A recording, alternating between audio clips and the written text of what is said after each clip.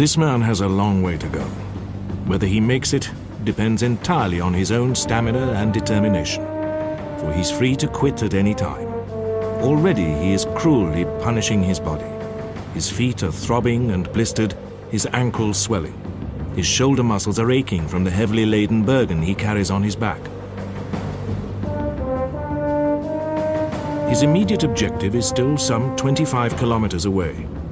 But that's only for today. Tomorrow, and the day after, and the day after that, he will force himself further, meeting the harsher ordeals expected. He'll be tested to the utmost limits of his endurance, and possibly beyond. The schedule is as arduous as that of any aspiring Olympic athlete. But this man is competing only against himself.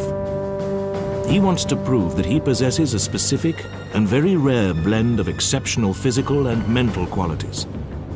By doing so, he'll take the first step towards realizing what is a dominating, all-consuming ambition. His goal, eventually, is to gain admission to the ranks of the most revered military unit, to serve in the ranks of what are most commonly referred to as Special Forces.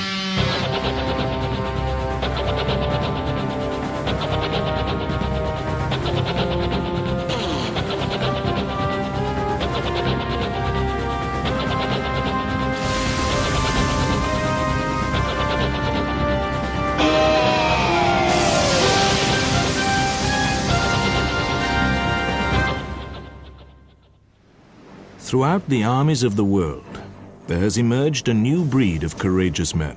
Men willing to risk and lay down their lives, often in perilous covert missions deep behind enemy lines. Highly trained and obsessively focused, they are the crack troops of the world's elite special forces.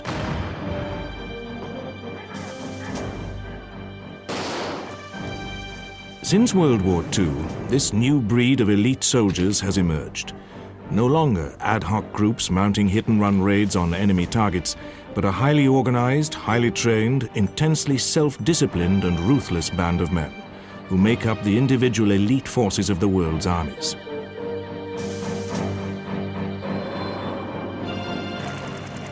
The SAS, USA's Delta Force, Germany's GSG-9, the French Foreign Legion, Russia's Spetsnaz, and the US Navy SEALs are just a few of the many special forces units.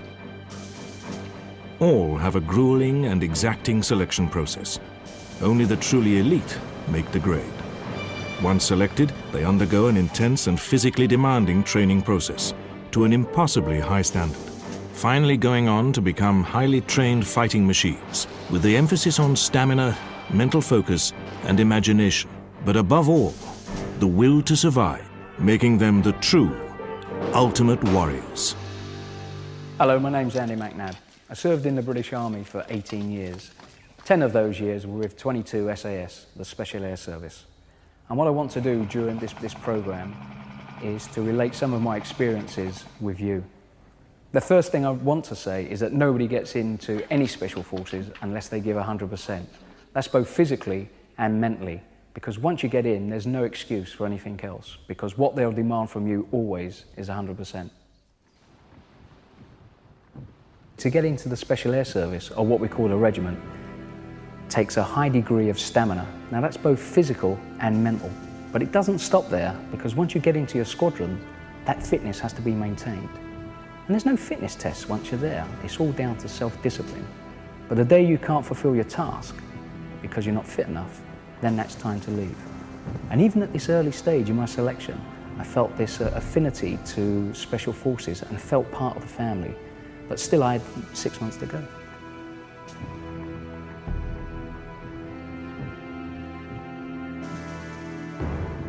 A number of countries maintain special forces units. The variations make a compact definition impossible, but they all have some common features.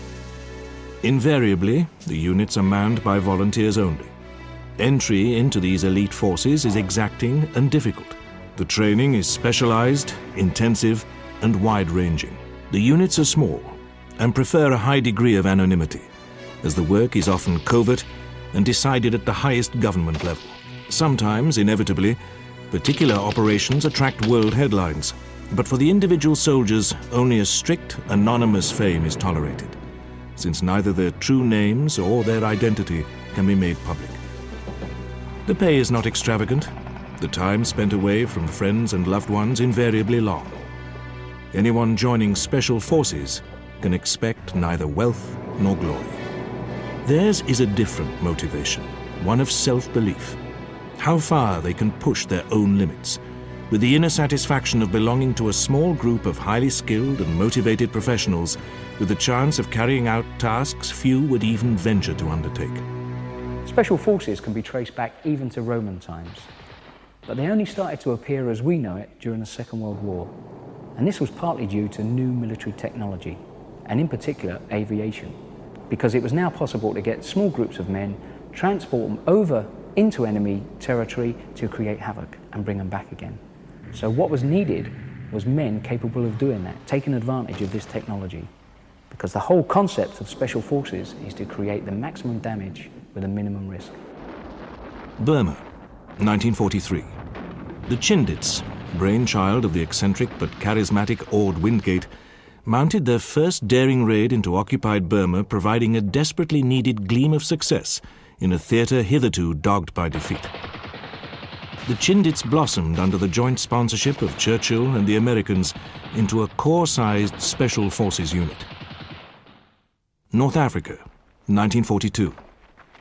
A detachment of David Sterling's newly formed SAS, the Special Air Service, sets out across the desert on a daring raid which takes them hundreds of miles deep behind enemy lines.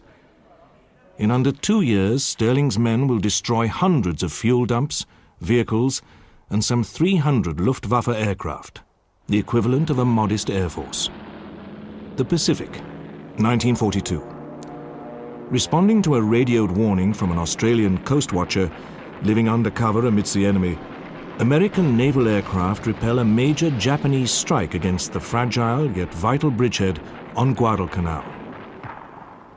Gran Sasso, Italy, 1943. In a spectacular rescue mission, a German unit led by Otto Skorzeny snatches the captive Mussolini from his mountaintop prison. Malaya, 1951. An SAS troop treks into the jungle for a week-long reconnaissance mission.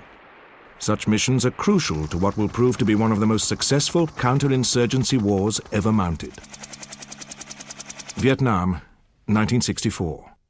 US Green Berets, living and working with the native Vietnamese, encourage and train the villagers to defend themselves against the Viet Cong. This Hearts and Minds campaign achieves outstanding success, but is cancelled before coming to full fruition. Uganda, 1976. After an airliner flying from Tel Aviv is hijacked and forced to land at Entebbe Airport, the paratroopers of Israel's Special Unit 269 are mobilized. In an audacious surprise assault, they seize the airport and safely rescue all but 3 of the 258 hostages. The Falklands, 1982. As the British prepare for the recapture of the Argentinian-occupied islands, both the SAS and the SBS are already ashore on both the Falkland Islands and mainland Argentina, transmitting back invaluable information about the Argentinian strength and positions. The Gulf War, 1991. Allied aircraft take off on a mission to destroy a group of 29 Iraqi Scud missiles. The elusive and easily transportable Scuds have been located and pinpointed by a joint group of the British and US Special Forces units. You've seen a little of what Special Forces have achieved in the past. In the rest of the programme, we're going to explore what goes in the making of today's Special Forces soldier. We'll see how the recruitment and selection process works and what the initial training involves. But above all, we'll be asking what makes a Special Forces soldier? What motivates him? Why does he risk his life? Because at the end of the day, Special Forces will always be involved in a conflict. Therefore, the risk of him losing his life is far greater. What motivates him to do that? If you pass selection and become a Special Forces soldier, there's a wide range of skills that you'll then be expected to master. And these fall into 2 groups, an infiltration skill and a patrol skill. Infiltration skills are there so that you can covertly make entry into enemy territory, whatever the terrain. This could be by parachute, by sea, or by land. Then once you're there, you'll start to employ patrol skills. And these could be things like a demolitions expert, a signaller, a medic, or even a linguist, so you at least you can speak the language of the territory you're operating in. A member of a Special Forces unit will be expected to learn and master all aspects of parachuting, from static line, where the chute is automatically deployed on exit from the aircraft, to the highly specialized halo and hey-ho parachuting. The technique of hey-ho, high altitude, high opening parachuting, allows the Special Forces soldier to exit the aircraft in unoccupied territory and drift deep behind enemy lines. These parachutists may take as long as an hour to fall to earth. During that time, they will travel and maneuver up to 80 kilometers, carrying a full ground operations kit and weapon with a combined weight of the complete kit in excess of 100 pounds. But they'll land within a few dozen yards to the set-up landing beacon. Halo, high altitude, low opening parachuting, allows the Special Forces unit to land in close formation, hitting the ground running, ready for operations. Sometimes they will free fall low into valleys before opening. If there is a water crossing involved in assaulting or wrecking an objective, approach by canoe or inflatable is often used. Approach by water may be easier and more covert than an assault by land, allowing the Special Forces unit to silently approach their target. Units are trained and equipped to deal with all kinds of terrain, climates, and conditions, from the vast frozen wastes of the Arctic to the sweltering heat of the jungle. Special Forces must be equipped and ready for any eventuality. When men are likely to be living for long periods in harsh and inhospitable environments, they must be prepared for illness or accident, from an animal or insect bite to gunshot wounds and bomb blasts. Dealing with volatile hostage situations has become one of the mainstays of the modern Special Forces. Their hostage, assault, and rescue skills are practiced and honed in the killing house.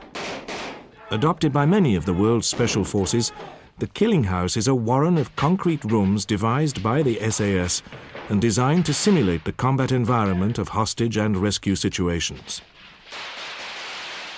There are many trouble spots in the world where winning the trust of local people is as important as any military operation and can often help in achieving objectives. A knowledge of the local language is vital, allowing the Special Forces unit to adopt a hearts and minds policy, winning the friendship and cooperation of the local people. You've noticed we haven't been talking about shooting people or blowing things up. Yes, that does happen. Sometimes that is your job. Sometimes you're put in a situation and the only way out of it is to do that. But if you look at the terrorist situations that the regiment gets involved with throughout the world, arrests outweigh the number of kills that the regiment have taken. That's purely because if you're in a situation to kill somebody, they're normally in a situation to kill you also. And that's what you don't want. You want the maximum gain and the minimum risk. What Special Forces do want are the gun-ho Rambo type characters. Anybody coming on selection thinking that they're going to be James Bond afterwards are soon weeded out. What they do require, though, is a person with level-headed intelligence. There's lots of new information and lots of new skills that you've got to take in and understand, and then be able to use them under extreme pressure. You've also got to be able to think, work, and make decisions without any direct command, because what Special Forces is all about is working in covert situations, so you've got to be able to use this. Details apart, the process for admission to most Special Forces units follows roughly the same pattern, beginning with a grueling period of physical training, followed by an intense period of military training to an impossibly high standard. These must be a truly elite band of special men, a breed apart, the ultimate warriors. Like all Special Forces, the SAS receive many applicants. With selection held only twice a year, they may have as many as 180 men on each intake. Less than a handful will even make it through the first month. Sometimes none will. There is fierce competition to serve in the Legion's 2 Rep, the elite parachute division, the most famous of the Legion's 9 regiments. The 2nd Rep is one of the crack fast reaction units of the French army, and one of the most formidable fighting regiments of the world. The US Navy SEALs only take the brightest and the best from the regular Navy and put them through an awesome training regime, whilst drilling in their ethic, to infiltrate the heart of hostile forces whilst clearing the way for larger armed units. The first step of getting into special forces is wanting to more than anything else. Anyone at all serious about making the grade will find out all that he can and what he might face during selection and prepare for it. He will know that the bulk of Special Forces selection will comprise of increasingly grueling tests of endurance and stamina, route marches, obstacle courses, and fitness tests. A prospective candidate will train for it and will have to train relentlessly. I basically trained every spare minute I could, and passing selection became a total obsession, and there was nothing else that mattered. I even spent Christmas Day up on the Brecon Beacons getting some hill work in before I went for my winter selection. And every morning when I had a shave, I'd written on the mirror, RGJ no, and that was my old unit, regiment yes. Much of Special Forces selection is designed to mirror the contingency of actual warfare. In a combat situation, no one can predict the unpredictability of war. Accordingly, on selection, the men are sent from checkpoint to checkpoint, not knowing when the final leg may be. At times, they're told they have finished, only to be sent out again, designed to break their spirit. Many of the candidates arriving on Special Forces selection will try to gain some physical advantage by subsidizing their diet with electrolytic drinks and multivitamins. But the old hands will tell you, a plate of stodgy meat and potatoes is just as effective. I just basically drank loads of Lucozade and all those electrolyte type drinks. The biggest tip I was given that really works was getting as much breakfast as possible.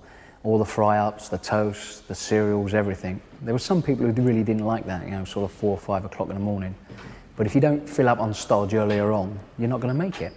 That's the first and last hot meal you're going to get until you get back in at the end of that tab.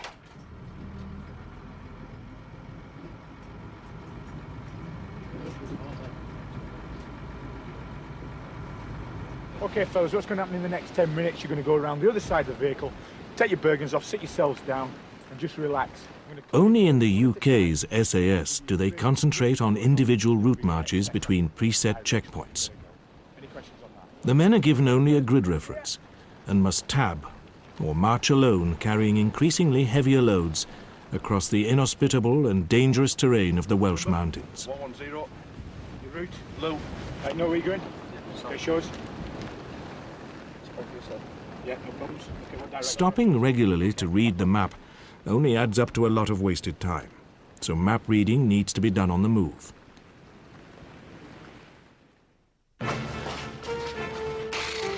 Apart from regular training, members of Spetsnaz spend an additional 3 months completing specialized training in such diverse skills as urban fighting, with extreme emphasis put on agility and stamina. During SAS selection, the first big benchmark test comes within the first week, the fan dance. The name comes from the awesome steep ridge in the Brecon Beacons called the Penny Fan. On the fan dance, the men run in pairs with the instructors, whose only advice is, if you don't keep up with us, you're late.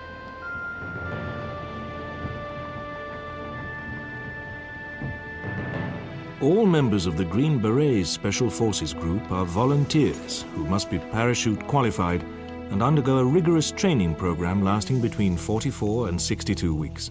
The selection process is as demanding as any of the world's Special Forces units. During SAS selection, the men will ascend and descend a steep ridge of the Penny Fan, some 3,000 feet high, in the course of a punishing 26-kilometer run. again loaded with their 9.5-pound weapon and a 35-pound Bergen, and allowed only 4.5 hours to complete the task. Selection is held only twice a year, once in winter and once in summer. Not even the severest extreme weather will prevent selection being held. The men are set off in rain, snow, fog, or extreme heat. The tab is punishing and not for the faint-hearted. In the depths of winter, there have been many fatalities, often tabbing through driving rain and 100-mile-an-hour winds. Men have been picked up and blown clean off the top of the fan. In summer, the tab is equally grueling, with the extremity of the steep climb draining even the fittest with dehydration and heat exhaustion. Many fail this first big task, designed to weed out the weak and the unfit. After the fan dance, with 3 weeks still to go, around 2/3 of the original intake remain. The distances of the tabs now go as high as 63 kilometers, and they begin to include night marches. In the US Navy SEALs, training concentrates on practical techniques and teamwork and how to work together. The men carry telegraph poles and dinghies to further develop their sense of cooperation and reliance on each other. At the end of their first phase of training, the candidates can run 4 miles in under 30 minutes and swim 2 miles in under 90 minutes. The one thing I did start to pick up during selection was the slang. Words like bakshi, basher, bone, head shape, green slime. At first, these were very, very confusing, and I just used to nod and agree and try and find out what they were later on. But certainly once I got into my squadron, it became an everyday part of my language.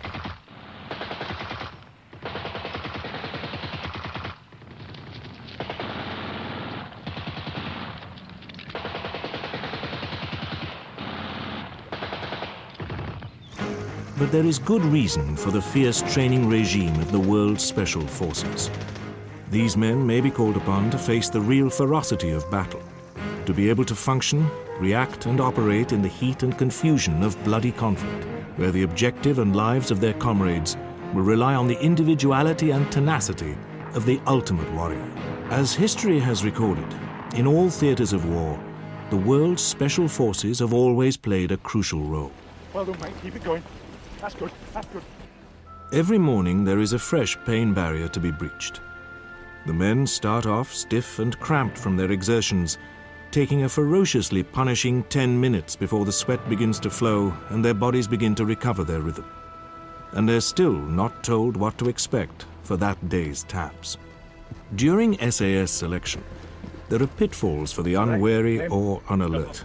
Number 155, stop. route. Green, stop. Green. Okay. Take your Bergen off. What weight should your Bergen be? 60 pounds, stop. Those who think it's clever to lighten the load from their Bergen will quickly have a heavy stone added and will probably face being RTU'd once the day is over. Right, you're 15 pounds under. Sorry, stop. Okay, you see the rock there? Stop. Get it inside your Bergen. Your name's been taken and it'll be reported to the training major when we get back, and he'll probably have a word with you. I'll also radio through to the other DS, to the other checkpoints, and they'll check to see if that rock's still in there, so don't dump it. Okay, stop.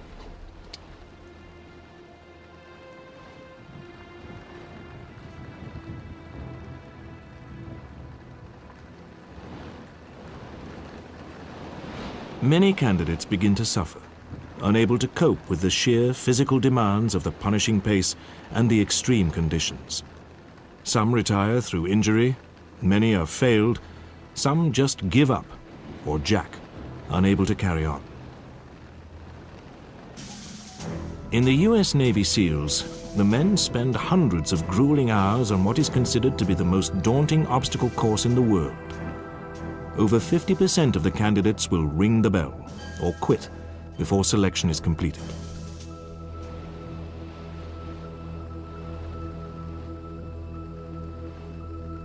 When you start the day's tab, no one tells you the distance that you're going to travel for that day or the cut-off time. All you know is your next checkpoint. Because what they want you to do is move as quickly as possible over those hills with the weight on your back. That not only tests to see if you've got the physical stamina to do that, but also the mental stamina, because you've got to do it day after day. And at this stage, they don't even want to know your name. To them, you're just a number.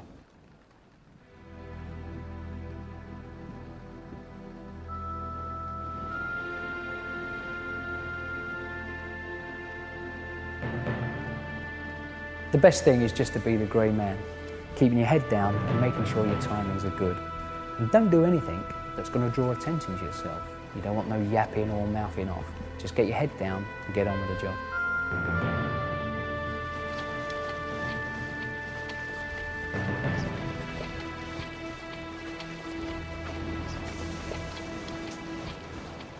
During SAS selection, the numbers grow smaller.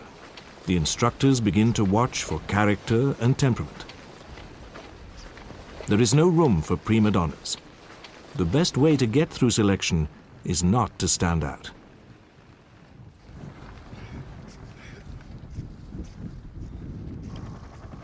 I really hated the Elam Valley, especially in the winter during my selection.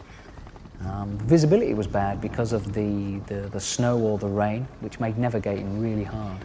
And also the covering of snow made it difficult to make distance. And on top of that, there's always the possibility of getting an injury. And it doesn't matter how fit you are for this first part of selection. If you get an injury, that'll slow you down and you'll be off. The South African SAS comprises of 3 squadrons and trains along the same lines as the UK's Special Air Service. Whilst the emphasis is on fighting and operations in the bush, the South African SAS plays a similar role to that of the SAS in Northern Ireland, particularly in information gathering and covert surveillance, and are deadly exponents in the art of bush warfare. Only the utterly dedicated will make it through to the 4th week. And for these people, failure is particularly bitter. I was binned on my first selection just 2 days before the end. And I can remember sitting in Hereford Station with another bin soldier, and both of us were feeling absolutely devastated. What really got to me was the thought of all that training, and then once on selection, the physical and mental pain that I had to go through, plus the sheer exhaustion, only to fail on the last hurdle. And the other soldier had already used up his 2 chances, and he started to cry on the way back because it was so devastating.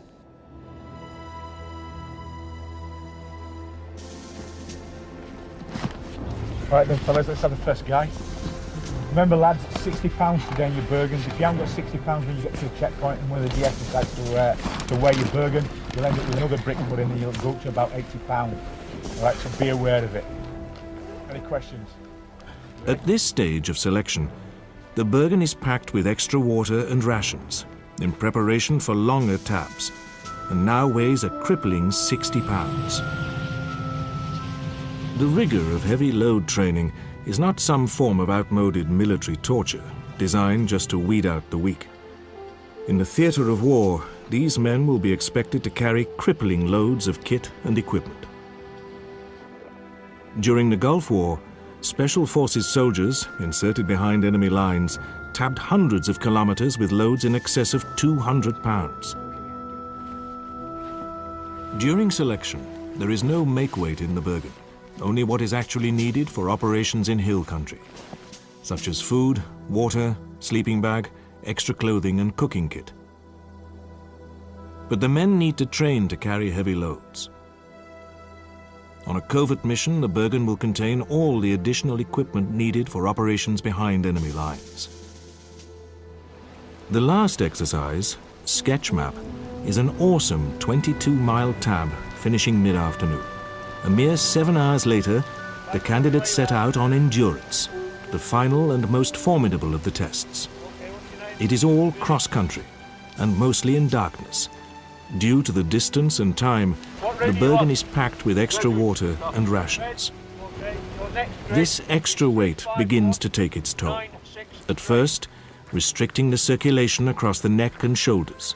New welts begin to form beneath the red, raw skin. The candidate has to bury the pain, keep moving, fix his mind on the objective, and just keep going. They tab all night, All the next day and late into the evening. In winter, 19 to 21 hours is considered a good time, and in summer, 16 to 17 hours. By now your body is wrecked, you're just knackered. If you're lucky, you've got no blisters, but what you will have are cramps, aches and pains, and maybe some ankle injuries. Now, these are a problem because it's going to slow you down during this last tab. So what a lot of us were taking was a drug called Brufen, which controlled the pain and brought down the swelling a bit. But it doesn't really matter what injuries you had, nothing's going to really stop you from doing this last tab.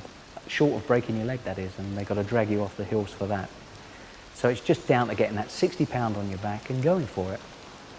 And it's the first hour that is the worst because you're trying to get over that pain barrier. And it's very much like a marathon runner trying to get through the wall. And because the last tab you done was only 7 or 8 hours ago, you're just totally exhausted anyway. So you just lean into it and keep on going. And what I took with me was 2 pounds of aniseed twists and about 15 Mars bars. And on my way around, I just kept on throwing them down my neck and just went for it.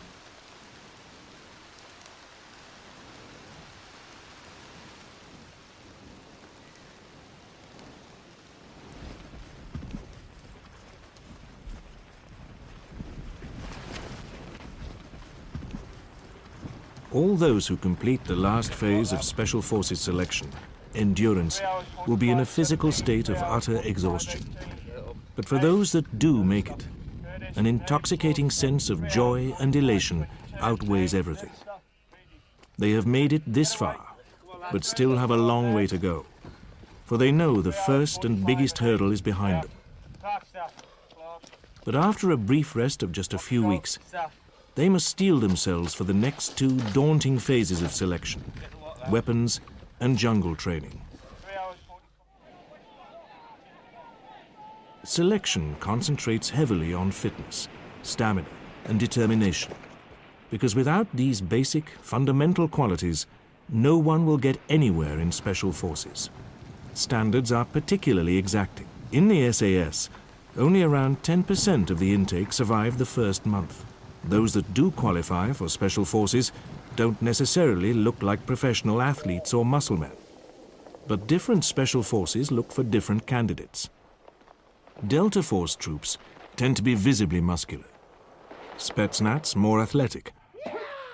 The Foreign Legion concentrate on stamina, and the South African Special Forces on weapons and military abilities. Physique itself isn't important. Everybody thinks in Special Forces is that you've got to be 6'6" tall, 4 foot wide to do the job. That isn't so. During the Gulf, we were carrying loads in excess of 15 stone each. It isn't what you look like, it's if you can do the job. That's what counts. But if you are 6'6", you stand out. Special Forces don't want that. What they want is the grey man, somebody who can blend in. It is possible that some of the men may go straight into operational duties on joining their squadrons. So continuation begins with a period of intensive weapons training, with particular emphasis on the weapons most favored by Special Forces units. Because of their usefulness in covert operations and anti-terrorist work, pistols are an essential tool of all Special Forces.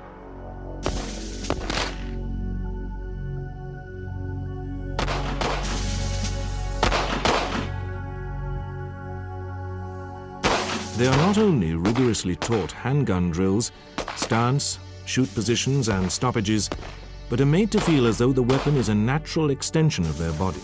A fully trained Special Forces soldier can accurately fire 15 rounds in under 3 seconds and change a mag in under 2 seconds. They are taught the double tap, 2 shots fired in quick succession. This is standard CQB, close quarter battle training, for anti-terrorist work. The double tap was devised to neutralize the threat, making double sure of the kill. The ability to shoot accurately is vital, and in all Special Forces, firing range work is intensive. All Special Forces require an advanced level of all-round weapons proficiency, not just with pistols and semi-automatic weapons, but with all the weapons used by Special Forces units. These include rifles, mortars, anti-tank weapons, machine guns, and many specialist weapons. There are many situations, however, in which the preferred weaponry may simply not be available. Accordingly, Special Forces are routinely trained in the use of a wide range of other firearms. In America's Green Berets, a weapons specialist must be able to fire and strip any of 80 foreign weapons in the dark.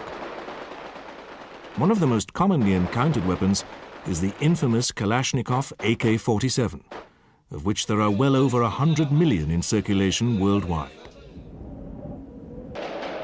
Ironically, although enormous effort is devoted to weapons training, in much of their work, Special Forces prefer to only use this lethal expertise as a last possible resort, preferring to capture the enemy rather than inflict needless bloodshed.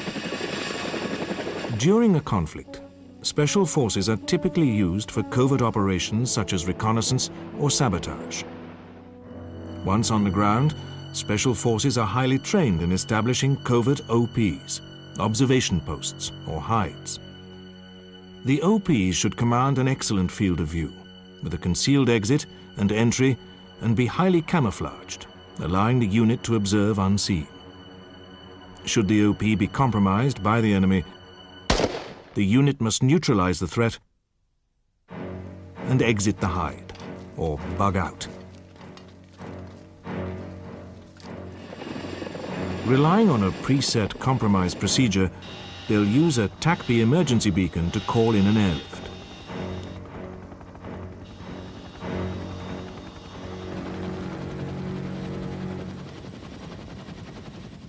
Killing has never been the primary role of Special Forces. If the idea was to simply kill people, you could get the artillery to do that or have saturation bombing. And that's going to be far more effective than just having small groups of men armed with only what they can carry. What Special Forces are about is covert operations. Getting behind the lines, destroying the enemy's communications, their equipment and their supply lines. When you're doing that, you're also lowering their morale. And certainly during the Gulf War, the regiment were employed on them tasks well before hostilities started. Most Special Forces units contain an anti-terrorist team devoted to hostage and rescue operations. In any hostage-held situation, synchronized multiple entry throughout a building is essential. The team's assault with smoke and gas will deliberately help to create panic and confusion, making it easier to neutralize the target with less risk to the hostages. Once inside, each team member will clear specific parts of the building, using CS gas and stun grenades to momentarily disorientate the terrorists, allowing them the vital seconds to make the kill. The well-drilled movement and precise communications between the team is essential when split-second reactions are needed.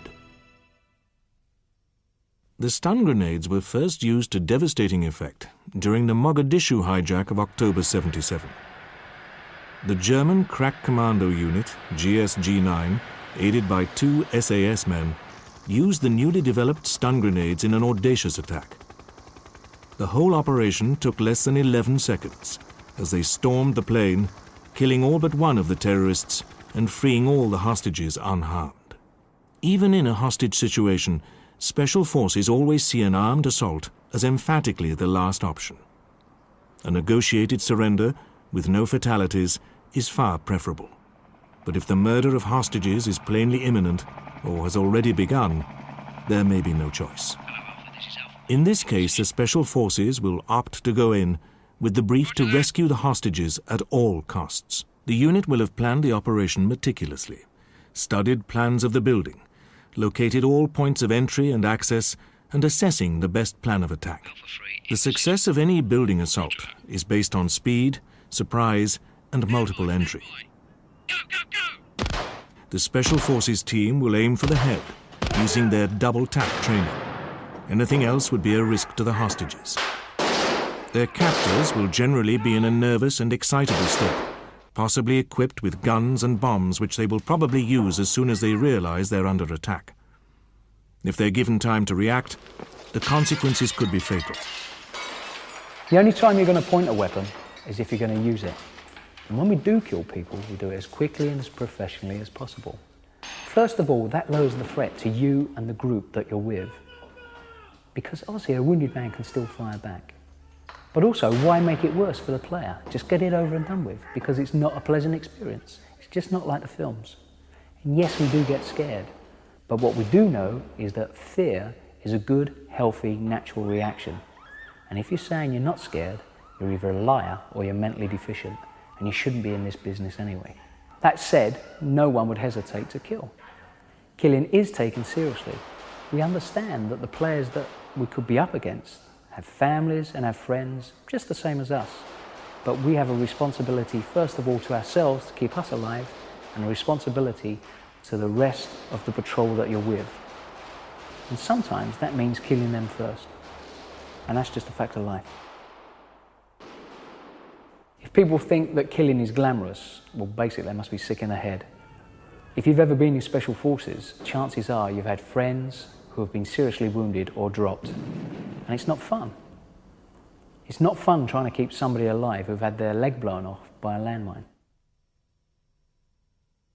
And even David Sterling, the founder of our regiment during the Second World War, regretted killing a group of Germans with a hand grenade because he said it was unnecessary and it was just a waste of life to achieve the aim. And that ethos still survives now in the regiment. After weapons training, the next major phase in Special Forces continuation is jungle training, where the men spend a month deep in the tropical rainforest, learning the rudiments of living and fighting in the jungle. On arrival at the camp, the men immediately appreciate the need for supreme fitness. To even stand still in the intense heat and humidity is tiring. The environment is harsh and imposing, where innumerable diseases from insect or animal bite can flourish. Initial days in the thick, dense bush can be disorientating and frightening, with incessant sounds and movements, an environment with countless hidden dangers, offering any potential enemy abundant cover and the element of surprise. The first thing the men must learn is how to construct an A-frame, which will provide them with a safe place to sleep off the jungle floor. In some armies, they think it's hard to sleep out on the jungle floor night after night. Of course, we practice it because sometimes we might have to. But the problem is the ground is sodden, it's damp, it's crawling with insects, there's snakes, scorpions. And if you're out in it night after night getting bitten to death by these things, it's naturally going to have an effect on your operational capability. And the fact is, you're not in the jungle to prove how hard you are, you're in the jungle because you've got a job to do. Although it's possible to live off insects and raw snakes, it's pointless doing so if something more palatable and nutritious is available. But as part of their training, the men are taught to forage and live off any nutritious things they can find, such as roots and plants. The Australian SAS are trained in exactly the same way as the UK's SAS, divided into 4 squadrons, although greater emphasis is put on jungle combat. The Australian SAS have fought in many campaigns, and during the Vietnam War mounted many daring covert missions, killing more than 500 Viet Cong guerrillas for the loss of only 1 man. The Australian regiment collectively won 4 Victoria Crosses in the Vietnam conflict. Day-to-day existence is full of discomforts. Although the mosquito repellent is strong enough to corrode plastic, it provides only partial immunity from the inevitable bites. Leeches can find their way to any part of the body. They secrete chemicals which allow them to feed without the victim's knowledge. But as soon as the leech drops off, bloated, the wound becomes inflamed and agonizingly painful. I was in a jungle in Southeast Asia once, and a leech worked its way between my legs and latched onto quite a sensitive part of my body. When I leapt up and pulled my trousers down, I nearly went into shock to see what it was doing. And it left me with this scar, and it's about the size of a cigarette burn, which is fine, I can live with that. The thing I couldn't live with for weeks afterwards was the rest of the squadron telling me that the leech was bigger than what it was dining on. But the real danger in the jungle is the jungle itself. Here, the basic rules for survival are imperative. The men are taken through every aspect of jungle survival. Within the dense forest, it is all too easy to become hopelessly disorientated and become lost just a few yards from the camp. The instructors instill the importance to go everywhere, even the shortest distance, in pairs. The men soon discover any physical exertion is debilitating and makes it even more difficult for the body to maintain its proper temperature, Sweat does not evaporate, stimulating the body to produce even more. Any lost bodily fluids must be steadily replaced, or dehydration and blackouts will ensue.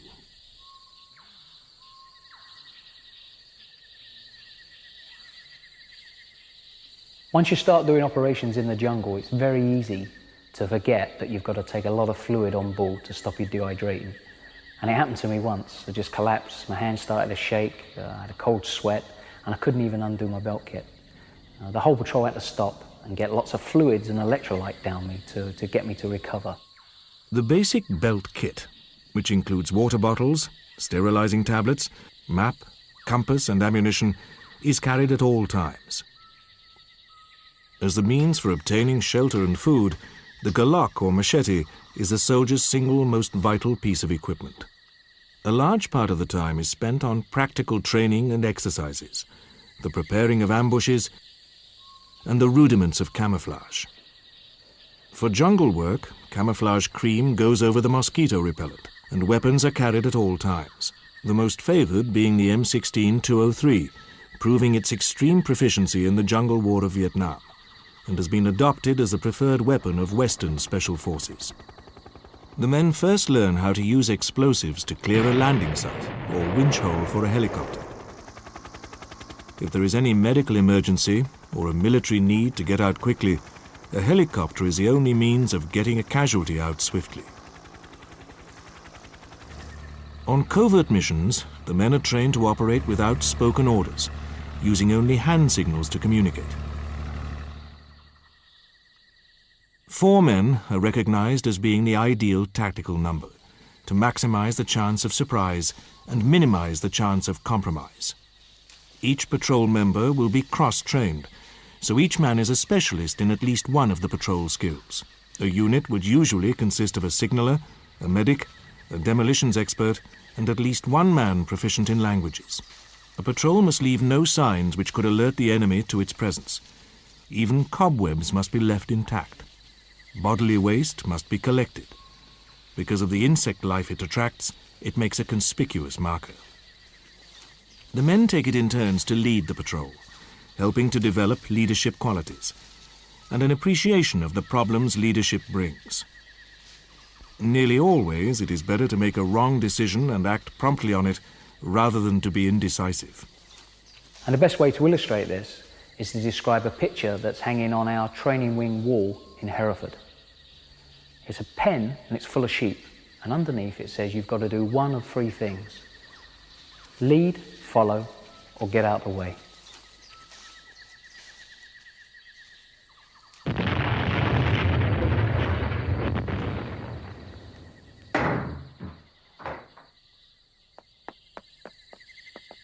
The jungle navigation phase, more than anywhere else, is where everybody starts to get on each other's nerves.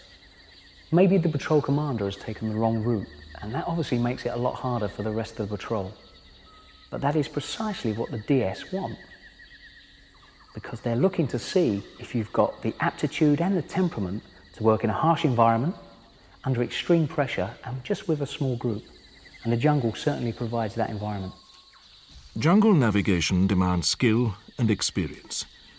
The maps show little more than contours and rivers. The men are taught never to use the high ground or tracks, but to cross grain and move in the thick foliage of the low ground, where the enemy and even animals will not travel, stopping only to check their position and to send out occasional navigation patrols. If the patrol commander gets it wrong, it can sometimes mean a day's distance lost. After several exhausting days in the jungle, tempers can begin to fray. When moving through jungle, a lead scout goes on ahead, weapon at the ready to check the route is safe.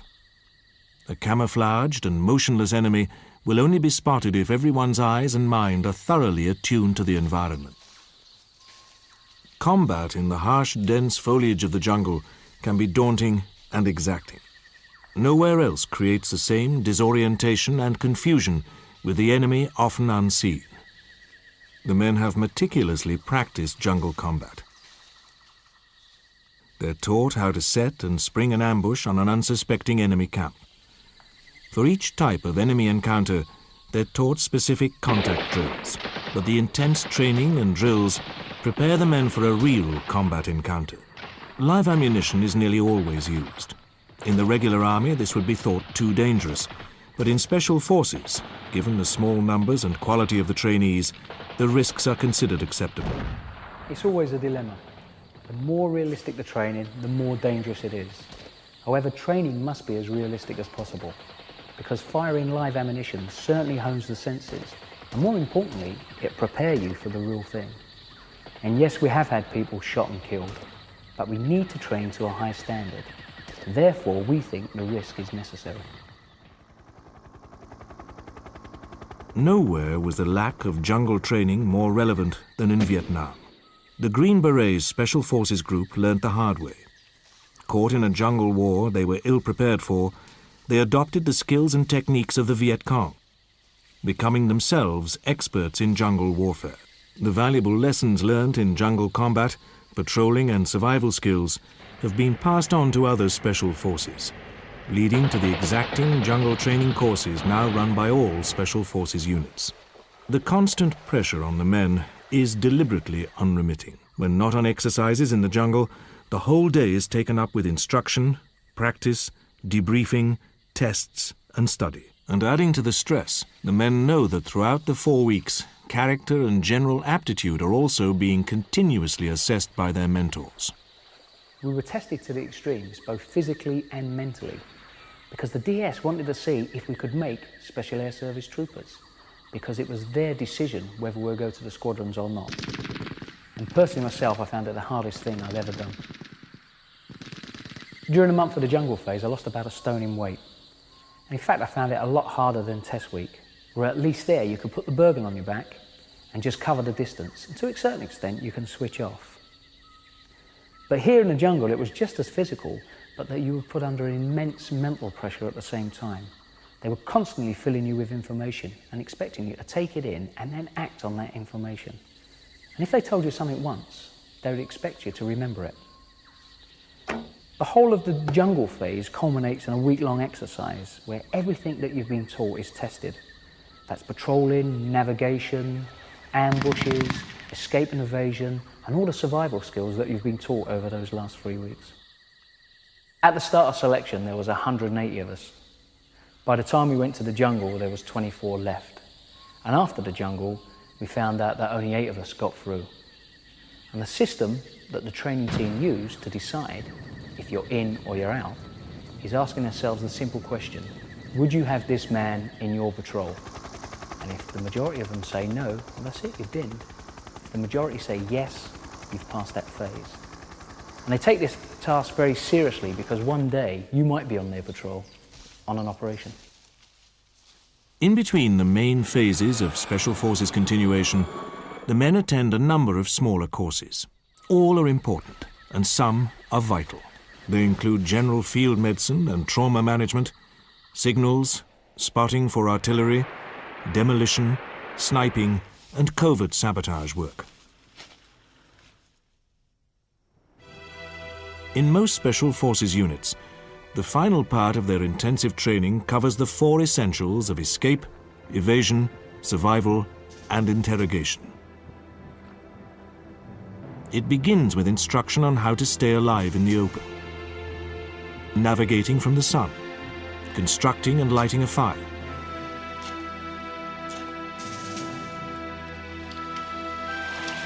finding and gathering water, and foraging for food.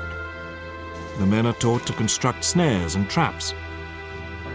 The men are also taught how to build a temporary or semi-permanent shelter, known as a basher. This was the last major phase of continuation training, and potentially the most scary, because the Special Air Service were not responsible for part of this training. It was an external agency called the Joint Service Interrogation Wing. They're the people who would say you had passed or failed. So what I decided to do was to do the minimum requirement to pass, and that was it. During the escape and evasion phase of combat survival, you're given a British Army Second World War battle dress and greatcoat to wear. And if there's any suspicion that you're hiding food or any extra bits of escape kit, the DS will come along and they'll just start cutting it up and looking inside the battle dress. And that's counterproductive, because that means then you go out into the field already ripped to shreds. Okay, fellas. What basically happens is that you're let loose with an escape map. And that's basically a sketch map that you've drawn on a piece of parachute silk. And what the DS give you is a location where you can meet an agent. And that agent will then tell you where to go to the next agent. Sometimes they'll give you food, sometimes they won't. It could be a potato, it could be a couple of slices of bread. Compared to the jungle phase, the early part of combat survival is almost a holiday. But the concluding major exercise is as daunting as any already faced. For 5 days, the men are on the run, having to survive in the open with nothing but the basic survival kit. Moving along a succession of rendezvous points, whilst being hunted by detachments of regular troops driven on by the incentive of extra leave for every fugitive they catch. Such exercises are universally practiced. The Green Berets are dropped in the middle of a national forest and have to make at least 25 miles whilst being pursued by tracker dogs and the 82nd Airborne. During the day, finding the most prickliest antisocial bush you can find and getting in there to avoid them. The men are taught the basic art of camouflage and concealment, using any natural cover or terrain to try to cover their tracks and movement from the hunter force. As in jungle training, they will move through thick bush, hoping the hunter force will stick to the path. Because as soon as the hunter force know that you're in the area, it's very unlikely that you're going to get away. They've got aircraft, they've got dogs, they've got men on the ground. The men are generally set off in pairs and will try to move quietly and tactically, stopping only to rest or to do a navigation check. The hunter force will have mobilized several squads to hunt down the runners. They will be aware of the possible route the runners may take and fan out. Each runner will have a survival tin with everything he needs to stay alive in the open, containing a button compass, a flint and steel firelighter, a commando wire saw, fish hooks and line, snare wire, oxo cubes, and needles and thread. The escape and evasion phase of the Special Forces selection is designed to test the men to the utmost, to run them into the ground, to try to break their spirits, reduce them to a physical state of exhaustion. Again, this is to mirror the possibility of being hunted down and captured in a real combat situation. Once the hunter force has picked up their trail, there is little real chance of escape. The runners, in a tired and weakened state, will try a last desperate attempt to make a run for it, but physically exhausted from lack of food and sleep, their capture is inevitable.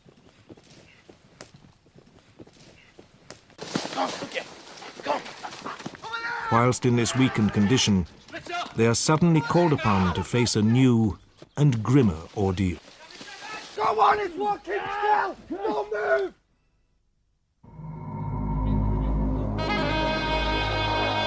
During the Gulf War, several Special Forces soldiers had to face the daunting and horrific ordeal of capture, incarceration, and torture. All prone to capture troops go through the interrogation training, designed to mirror, as much as possible, the stress, fear, and mental abuse they may have to face at the hands of their captors. But no one can really prepare a soldier for the physical abuse and torture they will certainly have to endure. To survive this ordeal, the individual soldier must draw on his own inner reserve of strength and courage, and must surely rank as a true, ultimate warrior. Being captured as a prisoner of war must rank as one of the most frightening experiences a soldier can face. The immediate fear of the unknown, the fear of a severe beating or death. Interrogation is brutal, both physically and mentally.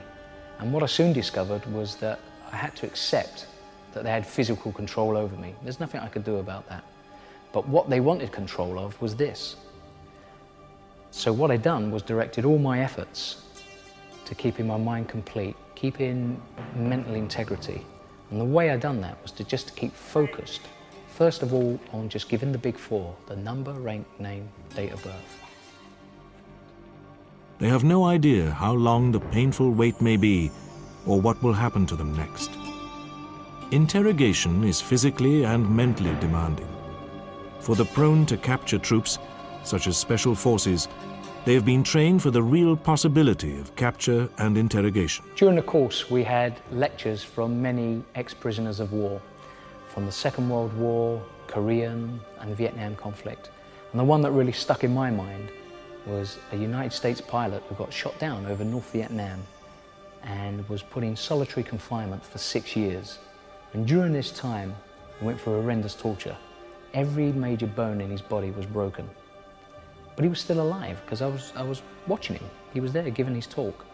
He had no hair, he had no teeth, he had no muscle mass, but he was still alive. And when I became a prisoner during the Gulf War, I used to think back to that lecture. And it really helped me during the time of my torture because I knew that there'd been people who'd gone through a lot more than me and they were still alive. And that helped me very much indeed.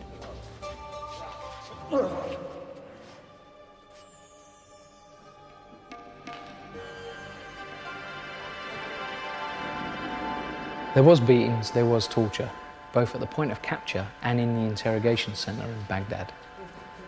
But from that point of capture, what I wanted to be was the grey man. I didn't want to get picked out for special treatment. I did want to be something different. So what I done, and the other members of the patrol that were caught, was just to give the big four: number, rank, name, date of birth. But we knew later on that wasn't going to be enough. So as a patrol, we decided to have a cover story. And this was to prove later to be invaluable because in fact, it saved our lives.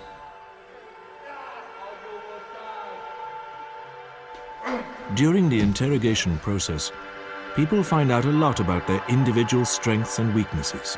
The interrogators are probing the entire time, looking to break the prisoner. The techniques a prisoner can use are limited but worthwhile. He should try to give the impression of being more stupid and more exhausted and confused than he really is.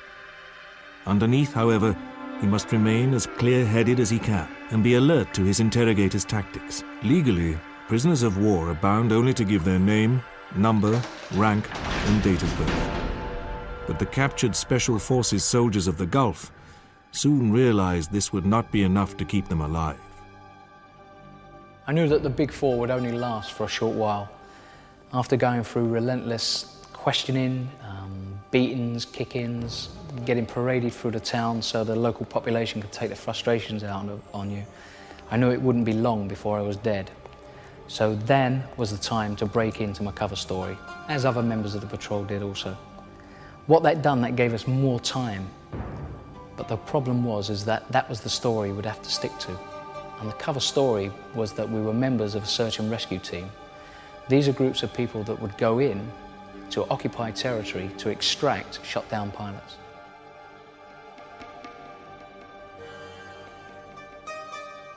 What I went through during combat survival and interrogation training at Hereford really helped me during my time as a prisoner of war in the Gulf.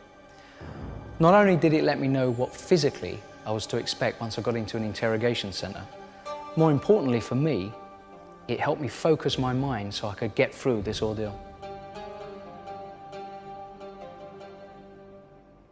With the grueling and exhaustive initial training behind him, the individual Special Forces soldier will return to his unit to be officially badged. Some are grand public affairs, most are low-key and informal. The US Navy SEALs turn out in their ceremonial whites and invite friends and family. Each man steps forward to receive his acceptance from the commanding officer. The SAS has no ceremony. Each man is ushered into the presence of the commanding officer, who simply hands him a sand-colored beret from the pile on his desk. There are no handshakes. Usually he tells them, "Just remember, it's harder to keep than to get." For me, being badged in 22 Special Air Service Regiment was the most fantastic feeling of achievement I've ever had in my life. Just standing there waiting to get my beret and thinking that I was only one of 8 out of 180 who passed the most arduous selection process in the world made me feel pretty wonderful. And I bet you there's not one single Special Forces soldier anywhere in the world from whatever unit who cannot remember the day he got accepted into that unit, and the one that he's trained so hard for. But these men are not just gaining acceptance into a crack elite unit. They are becoming a member of a worldwide fraternity of highly trained men ready to take on the ferocity of war.